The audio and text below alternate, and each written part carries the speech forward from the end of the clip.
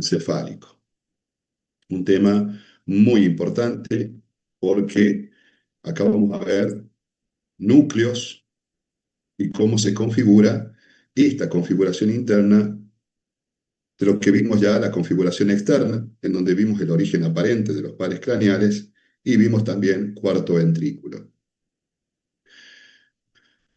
¿Qué vamos a comprender? La disposición anatómica de los núcleos del tronco encefálico. Esto es muy importante, cómo se componen los núcleos. Entender los componentes funcionales de los pares craneales. Cada par craneal que nosotros vamos a ver del tercero al 12º par va a tener un componente craneal y entender la distribución de las estructuras en los diferentes cortes del tronco. O sea, vamos a ir viendo mañana la configuración interna del tronco y aparte le vamos a sumar configuración externa de cerebelo para entender la distribución de todas estas estructuras a medida que vamos haciendo cortes a nivel del bulbo, del puente y de los pedúnculos cerebrales.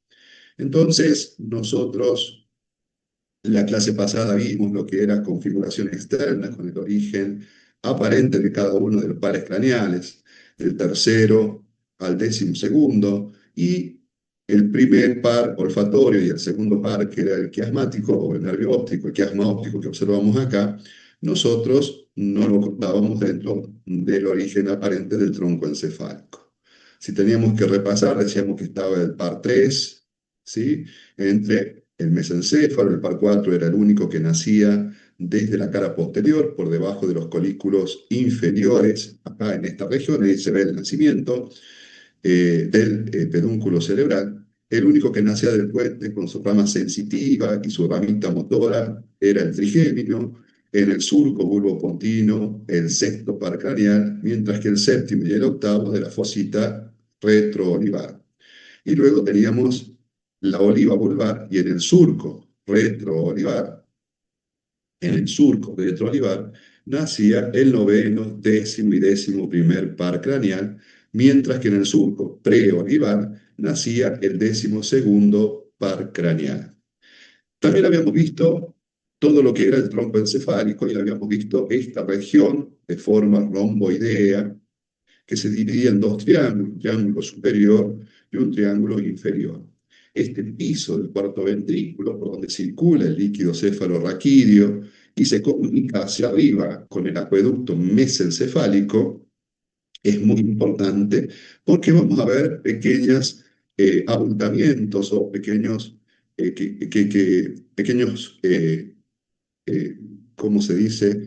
Ya me olvidé el término, pero vemos regiones que representan el origen real de los pares craneales, o sea, los núcleos que van a componer estos pares craneales que nacen en diferentes partes del sistema del tronco encefálico. La palabra era pequeños accidentes, ¿no? Accidentes geográficos del tronco encefálico. Entonces, ahí veíamos el piso del cuarto ventrículo y cómo los núcleos que estaban adentro del tronco encefálico tenían injerencia en su formación, ¿sí? Vamos a ver cómo es la configuración interna y cómo es la división interna del tronco encefálico. Va a representar tres tipos de núcleos o de centros nucleares. Obviamente los nervios craneales, los núcleos de los pares craneales representados en los centros segmentarios, los núcleos propios del tronco, o sea que aparte de los pares craneales, el tronco encefálico va a tener núcleos propios, relevo de vías sensitivas, partida de vías de asociación y origen de las vías motoras involuntarias. O sea que los núcleos propios van a tener una gran injerencia en todo lo que van a ser las vías de conexión y de asociación, fundamentalmente entre el cerebro, entre el cerebelo y la médula espinal. Y después vamos a tener otra formación nuclear que se llama formación reticular. Entonces vamos a empezar ahora con los centros segmentarios, ¿sí? Vamos a empezar ahora con los nervios craneales.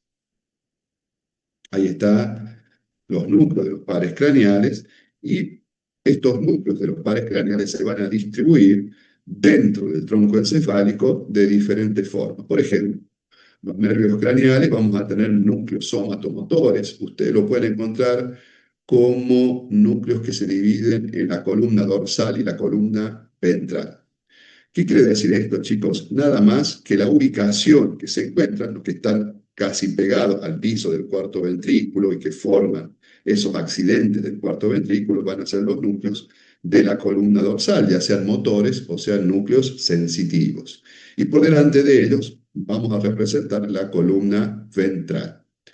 Luego va a haber núcleos víscerosensitivos, va a haber núcleos vísceromotores, ahora vamos a ver cada uno de ellos, y vamos a ver núcleos somatosensitivos.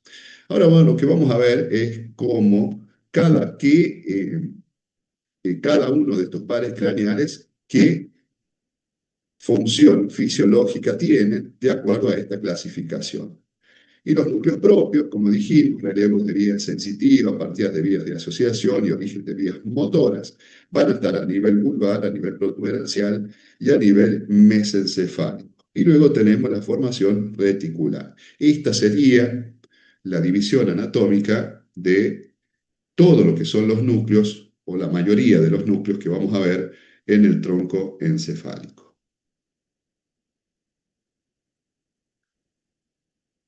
Y presten mucha atención acá, porque estos son los componentes funcionales de los nervios craneales. Cada vez que nosotros vamos a ver componentes funcionales de los pares craneales, vamos a hablar de diferentes componentes. Primero vamos a ver los componentes aferentes. Aferentes. O sea, que vamos a ver que va a haber pares craneales que van a tener componentes aferentes y que van a ser sensitivos de diferentes formas. Entonces, aferente somático general, receptores en la piel, articulaciones y músculos, actúan ante estímulos dolorosos, térmicos y mecánicos, porque son aferentes generales. Aferentes viscerales general, receptores en estructuras viscerales, ¿sí? Por ejemplo, pared del tracto digestivo. Cada vez que nosotros, por ejemplo, tenemos un cólico intestinal, o sea, dolor intestinal agudo, que se va prácticamente solo, representa un par craneal que está trabajando y está recibiendo la sensibilidad de las vísceras. Aferente somático especial. Obviamente, si es especial, tiene que ver con los órganos de los sentidos, relacionado con la visión, la audición y el movimiento cefálico. Y aferente visceral especial, relacionado con el olfato y relacionado con el gusto. Entonces tenemos los componentes funcionales, sensitivos o aferentes de los pares craneales, que serían estos cuatro. Háganle una captura de pantalla, de todos modos, hoy les voy a subir todos los power a la plataforma. Pero también los pares craneales van a tener componentes motores, ¿sí? Componentes motores. Por ejemplo, eferente somático general.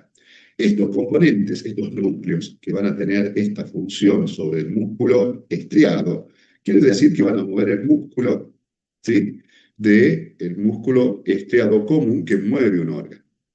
Después va a haber un componente que se llama eferente visceral general. Van a ser fibras autonómicas preganglionales. ¿Qué quiere decir, chicos? Ahora vamos a ver un ejemplo. ¿Qué quiere decir esto? Que necesitan un ganglio para realizar su efecto muscular sobre el músculo liso, ¿sí? O sea, sobre las glándulas, el miocardio, los músculos del ojo, etc. O sea, el músculo del órgano, ¿no? Ellos necesitan un ganglio para poder actuar sobre los músculos del órgano. Y el eferente visceral especial simplemente para los músculos derivados de los arcos faringios o branquioméricos. Entonces, así hemos visto los componentes funcionales de los pares craneales. Ahora lo vamos a llevar a la práctica, vamos a ver cómo es esto de los núcleos motores, por ejemplo. ¿Cómo lo vamos a ver y cómo lo vamos a llevar a la práctica? De la siguiente manera. Ustedes fíjense, acá tienen los núcleos del tercer par craneal, que es el que más me gusta dar ejemplo, y ayer en el práctico lo hablé con los chicos, ¿no? Entonces, fíjense que el tercer par craneal, que está ubicado acá, este núcleo, acá está el cuarto par craneal, pero fíjense la diferencia, los dos núcleos son motores, porque estamos viendo todos núcleos motores. Pero el tercer par tiene dos núcleos. Tiene un núcleo visceral del nervio oculomotor y tiene un núcleo del nervio oculomotor. ¿Qué quiere decir, chicos? Que este núcleo, ahora vamos a ver una imagen, se va a encargar de la movilidad del músculo esquelético que mueve el ojo, mientras que el núcleo visceral se va a encargar mediante un ganglio, porque necesita un ganglio, porque es un nervio preganglionar, se va a encargar de mover ciertas partes musculares del órgano propio, o sea, del ojo. Entonces, fíjense ustedes, vamos a ir al ejemplo, ya que estamos viendo esto. Acá están los dos núcleos que tiene el tercer par craneal. Sigan con el color rojo. Este es el componente nuclear oculomotor puro. O sea que este componente, este núcleo, va a dar fibras que van a ir directamente al músculo esquelético. Por ejemplo, el músculo recto superior del ojo. Por ejemplo, acá el músculo oblicuo inferior va a ir directamente al músculo esquelético que mueve el órgano. Pero el núcleo víscero-motor, este núcleo, tiene un nombre propio, se llama de Ehringer-Westphal. Este núcleo de color azul va a salir, pero va a necesitar un ganglio, en este caso el ganglio ciliar. El ganglio ciliar le va a dar la función de el componente motor visceral para mover dentro del ojo lo que es el músculo constrictor. ¿Sí? O sea, va a trabajar sobre el músculo ciliar que tiene el ojo, pero necesita un ganglio. ¿Sí? Ese es el gran ejemplo que yo les puedo dar y el que mejor se entiende, porque lo podemos apreciar, de todo lo que es el componente, los dos componentes del tercer par craneal. Fíjense, el cuarto par craneal simplemente tiene un componente rojo, o sea, es eferente somático general, directamente va a mover el músculo esquelético. El núcleo del nervio abducens también tiene un solo componente porque solo mueve músculos del ojo. Y luego vienen los núcleos eferentes viscerales especiales, el núcleo motor del nervio trigémino, el núcleo motor del nervio facial, que va a mover músculo esquelético, pero ya directamente especializado, igual que el núcleo ambiguo, el núcleo del nervio hipogloso, el núcleo dorsal del vago, ¿sí? El nervio vago, chicos, tiene tres núcleos que lo forman: el núcleo dorsal del vago, el núcleo ambiguo y el núcleo del tracto solitario. Esos tres núcleos le van a dar al nervio vago, que es un nervio mixto, que puede inervar diferentes vísceras del cuello, del tórax. El nervio vago, imagínense que inerva el corazón, inerva los pulmones, el sistema gastrointestinal, etc. Y vamos a tener también otros núcleos de color amarillo, como los núcleos salival superior, salival inferior, que son núcleos que van a formar parte de otros pares craneales, como el noveno, y que van a actuar a través de un ganglio para poder ir al músculo liso, por ejemplo, de las glándulas salivales, como este núcleo visceral del óculo motor va al músculo liso de los músculos del ojo. Espero se haya entendido cómo es el componente motor de los pares craneales. Y luego vamos a tener los núcleos vísceros sensitivos. Los núcleos vísceros sensitivos, va a haber núcleos vísceros sensitivos que no se los conoce bien, pero en especial va a estar el núcleo dorsal del vago. El núcleo dorsal del vago es un núcleo víscero sensitivo, ¿sí? Víscero sensitivo. Luego va a haber núcleos somatosensitivos de la columna dorsal, ¿sí? Y de la columna ventral. De la columna dorsal va a estar el núcleo del fascículo solitario, va a estar el séptimo bis, el noveno y décimo, el núcleo estatoacústicos, que ahora lo vamos a ver, los núcleos vestibulares, los núcleos cocleares, y la columna ventral va a formar por el núcleo sensitivo del quinto par craneal. Fíjense este detalle, chicos. Aferente somático especial. O sea, estos núcleos sensitivos de color azul oscuro van a ser todos estos: el coclear, el vestíbulo lateral, inferior y medio. Todos estos núcleos que va a haber el tronco encefálico, van a formar, van a formar un solo par craneal que se llama vestíbulo coclear. ¿Sí? Aferente somático general, un núcleo sensitivo puro, van a haber tres núcleos, y los tres núcleos sensitivos puros van a pertenecer al nervio trigémino, ¿sí? Porque fíjense, el nervio trigémino va a tener un núcleo mesencefálico, va a tener un núcleo pontino, y va a tener un núcleo espinal, que viene desde la médula espinal, acá lo podemos ver. Entonces, el nervio trigémino va a tener tres núcleos sensitivos y uno motor. El motor es especializado. ¿Sí? Entonces, esta va a ser la clasificación de estos núcleos que van a formar parte de este tronco encefálico y que es la clasificación y la conformación de la acción que va a tener cada uno de estos núcleos sobre los pares craneales. En definitiva, nosotros podemos decidir o podemos observar que va a haber pares craneales como el trigémino, que va a estar formado, por ejemplo, por 4 núcleos, 3 sensitivos y uno motor. Y va a haber núcleos como el núcleo del tracto solitario, que es aferente visceral general y especial. Va a haber núcleos que van a formar parte de varios pares craneales. ¿Sí? El núcleo solitario o del núcleo del tracto solitario le da la función aferente visceral general a varios pares craneales, al noveno, al décimo y al décimo primero, por ejemplo. Entonces, todo lo que nosotros observamos en esta región, por ejemplo, el área vestibular, hablaba de los núcleos vestibulares, de esta cantidad de núcleos vestibulares que teníamos y que formaban el área vestibular, porque ahí había muchos núcleos que forman el nervio vestíbulo coclear. Simplemente para que lo tengan de ejemplo, ahí tienen en esta imagen los motores de un lado y los sensitivos del otro. Obviamente esto es a nivel figurativo. Ambos están mezclados, tanto derecho como izquierdo. No es que del lado derecho están los motores ni del lado izquierdo los sensitivos, simplemente es a modo figurativo, ¿no? Ahí tienen de nuevo.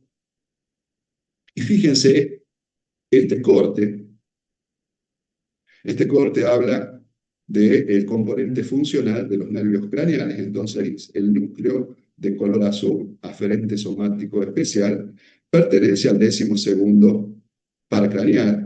El aferente somático general pertenece al 5º, al 7º, al 10º, al 9º y al 10º.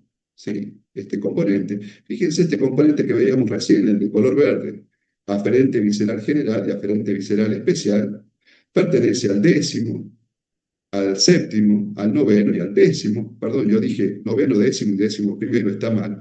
Pertenece al 7º, al 9º y al 10º, le va a dar esa función a esos pares craneales.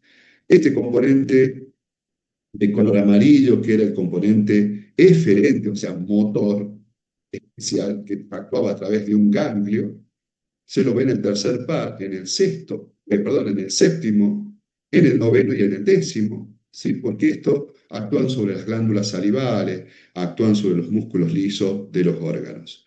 Y luego tenemos este componente, el eferente visceral especial, que son componentes puros del músculo esquelético, ¿sí?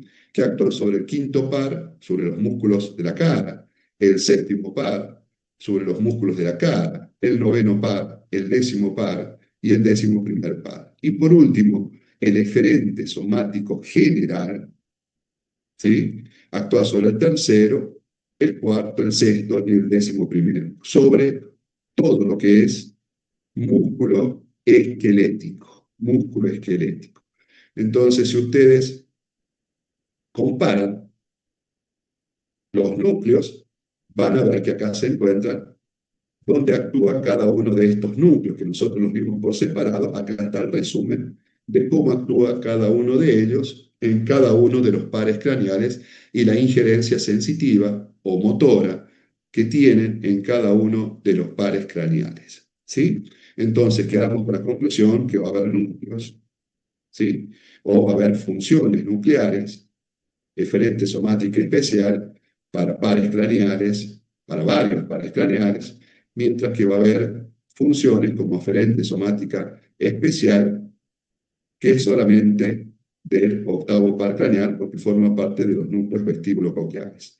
¿Se va entendiendo, chicos? Espero que sí, porque esto es lo más complejo por ahí de entender, que es la función de los núcleos de los pares craneales. Vamos a ver ahora un pequeño resumen de lo que son, o lo que denominamos, núcleos propios del tronco cerebral o del tronco encefálico. Los núcleos propios del tronco encefálico aún no son conocidos y en general no son conocidos, pero representan relevos de vías sensitivas o sensoriales. Están los haces de Golgi-Burdach, el cuerpo trapezoide, el relevo de circuitos cerebelosos, todo pasa por el puente, el punto de partida de vías motoras involuntarias a partir del núcleo rojo, vías de asociación con los nervios arciformes, y se van a describir, obviamente, al igual que la conformación externa, los núcleos del tronco encefálico, los más importantes que vamos a ver, se van a dividir en tres partes: en núcleos del bulbo, en núcleos del puente y núcleos del pedúnculo cerebral o mesencéfalo. Vamos a hablar de los núcleos propios a nivel vulvar. A nivel vulvar vamos a tener estos núcleos que son el núcleo gracil.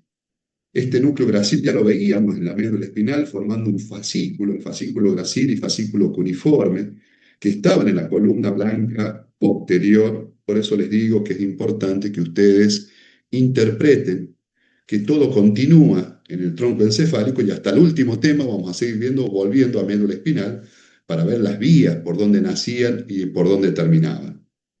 Entonces, el núcleo gracil va a llevar fibras aferentes sensitivas. ¿Se acuerdan que eran núcleos sensitivos de color celeste y los rojos eran motores? Del tacto, la propiocepción proveniente de la mitad inferior del cuerpo, que ascienden por el cordón posterior de la médula espinal. Entonces, estos núcleos sensitivos son la gran vía sensitiva, o propio vía, o propioceptiva, que se muestran en esta región, en las clavas, la veíamos. Formaban las clavas en la configuración externa del bulbo, en la cara posterior, ¿no? Pero simplemente son las vías que van ascendiendo y forman estos núcleos, que son los receptores de estas vías. También teníamos este núcleo que se llama complejo olivar, que veíamos las como olivas vulvares en la configuración externa, y recibe aferencias de la médula espinal. Y este núcleo olivar, esto anótenlo, recibe aferencias de la médula espinal, pero envía eferencias hacia el cerebelo. ¿Sí? En la clase que viene vamos a empezar a entender esto de cómo se involucra el cerebelo. Lo van a ver, lo voy a nombrar varias veces acá, porque el cerebelo está directamente involucrado con el tronco encefálico. Los propios núcleos del puente, a nivel protuberancial, vamos a tener el relevo de todos los circuitos cerebelosos y vía córtico-ponto-cerebelosa, córtico-ponto-cerebelosa, o sea, una vía que va de la corteza al puente, y del puente en un relevo nuclear va hacia el cerebelo. En la oliva protuberancial va a haber núcleos paraolivares dorsal y ventral, reciben conexiones de las vías acústicas, ¿sí? Los núcleos olivares, pero también va a haber lo que se denomina cuerpo trapezoide. El cuerpo trapezoide, chicos, o la estría acústica, tiene que ver con la vía acústica, o sea, la vía propia acústica, que es una vía de conexión hacia la corteza temporal. ¿Sí? Fíjense, ahí están los huesecillos del oído, ingresa el estímulo, pasa por el cuerpo trapezoide, y desde ahí la vía va hacia la corteza cerebral, haciendo sinapsis en otros lugares, como es el colículo inferior, por ejemplo, y pasa a la corteza auditiva en el giro temporal transverso, que se denomina de esa manera. La sustancia gris en la porción basilar del puente va a haber núcleos pontinos. Vieron que recién veíamos un montón de núcleos amarillos. Bueno, hay un montón de núcleos pontinos. Va a haber estos núcleos pontinos, tienen dos neuronas de un tracto muy importante que se llama córtico ponto cerebeloso, núcleos pedunculares, en dirección lateral a otro núcleo que se llama núcleo rojo, núcleos posteriores, núcleos posterolaterales, núcleos posteromediales, no importa. Simplemente que ustedes tienen que tener la idea de esta vía, que ya la vamos a ver, que se llama vía córtico-ponto-cerebelosa. Esta vía va a la corteza cerebral a través de los núcleos pontinos, va a la corteza cerebelosa y transmite control desde la corteza cerebral a la médula espinal. ¿Sí? O sea, es una vía descendente que luego va a seguir con una vía descendente hacia la médula espinal. Ahí se llama córtico ponto cerebeloso, porque pasa casualmente por todos estos núcleos que tenemos en el puente. No hace falta que se acuerden todos estos núcleos, simplemente para que ustedes sepan que hay muchos núcleos en el puente y que tienen que ver con esta vía aferente procedente de la corteza hacia el cerebelo y que todo se va a procesar en estos núcleos derivativos hacia el cerebelo. Lateral al cuerpo trapezoide vamos a tener el núcleo olivar superior. Este núcleo se vuelve importante en la vía acústica, después lo vamos a volver a ver cuando veamos vía acústica, porque es el relevo de la vía auditiva y recibe todas las aferencias de los núcleos cocleares. Los núcleos cocleares van a estar acá, ¿sí? El núcleo coclear dorsal, el núcleo coclear ventral. Entonces estos núcleos van a drenar su aferencia, por así llamarlo, al núcleo olivar superior, ¿sí? Por un tracto que se llama tracto olivo-coclear. Entonces, por eso es importante ese núcleo. Y luego viene, a nivel peduncular, vamos a tener el locus niger. ¿Se acuerdan que el locus niger o la sustancia negra estaba entre los dos pedúnculos cerebrales? Esta sustancia negra o este locus niger es muy importante porque ahí se forman o tiene una injerencia muy grande en lo que son los movimientos asociados. Se articula este locus niger con las vías motoras involuntarias y sustancia reticular. Para que ustedes se den una idea, hay una enfermedad que se llama enfermedad de Parkinson. Yo voy a subir hoy un reel a mi Instagram para ver el locus niger, cómo actúa, que lo vi que está precioso el reel, hecho con inteligencia artificial, obviamente, pero simplemente cuando este locus niger está afectado, nosotros vamos a tener como enfermedad la enfermedad de Parkinson, en donde el paciente va a presentar temblores, va a perder los movimientos asociados, le va a costar caminar, etc. Y luego vamos a ver los núcleos rojos. Los núcleos rojos tienen que ver con, anótenlo por favor, que lo vamos a ver en la clase que viene, el núcleo rojo tiene que ver con las vías cerebelosas, fundamentalmente, y va a haber el núcleo rojo que tiene que ver con la sinergia, la actitud y postura del cuerpo.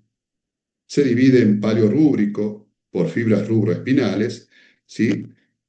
Y neorrúbrico por vías cerebelosas y estriadas. Y por último nos va a quedar la última conformación que va a tener este tronco encefálico, que se denomina sustancia reticular. La sustancia reticular, chicos, es una formación propia del tronco encefálico. Yo ayer les decía a los chicos que yo me la imagino como una gelatina, ¿no? Que hay cubriendo todo este tronco encefálico, y es una gelatina que va a vincular neuronas articuladas que vinculan la sustancia gris con la sustancia blanca. O sea, va a tener lo que se denominan fibras de asociación, fibras de asociación. Y se va a extender desde la médula espinal hasta un núcleo del diencéfalo que se llama tálamo. Está en conexión con las vías ascendentes y descendentes, ejerce un efecto facilitador o inhibidor en la transmisión del impulso. Es importante la vigilancia cortical, sueño y regulación del tono muscular. Entonces, la sustancia reticular va a tener una sistematización Va a haber núcleos dorsales, medianos, centrales y laterales. No importa estos núcleos, simplemente vean cuál es la función. Ahí están los núcleos de la sustancia reticular. ¿Sí? Simplemente imagínense que esta sustancia reticular va a comunicarse con todo el resto y va a facilitar la información a todo el resto del encéfalo. ¿Sí? No tanto al cerebelo, pero sí a todo el resto del diencéfalo, a todo el resto del cerebro. Entonces va a estar constituida por fibras nerviosas presentes en gran parte del sistema nervioso, la médula espinal, el tronco, el diencéfalo, y van a formar esa red de proyecciones hacia el tálamo, hipotálamo, cerebelo y médula espinal. Eso es sustancia reticular. ¿Cómo estamos, chicos? ¿Se ha entendido? Sí, profe. Bien, es importante entonces que ustedes hayan entendido que los pares craneales van a estar en el tronco encefálico fundamentalmente, que van a formar parte de este sistema y que estos pares craneales van a tener núcleos. Estos núcleos le van a dar la funcionalidad al par craneal. O sea, un par motor, como vimos, el tercer par puede tener dos núcleos, uno motor para el músculo esquelético que mueve el ojo como víscera, y otro par y otro núcleo que va a mover la víscera propiamente dicha a través de un ganglio. Es importante que todo lo hayan entendido porque ahora en la clase que viene vamos a ver cortes de bulbo, o sea, qué vemos en cada uno de los cortes, y vamos a empezar ya con configuración externa del cerebelo. Y la semana que viene vamos a ver cerebelo y vamos a ver diencéfalo. Entonces, yo diría que aprieten el pie en el acelerador y que vayan estudiando mucho y entendiendo cada una de las clases. ¿Alguna pregunta, alguna duda, chicos?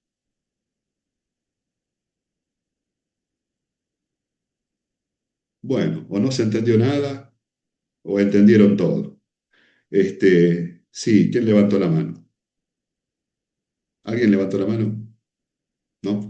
Bueno, chicos, les deseo un buen día. Mañana vamos a seguir con configuración interna.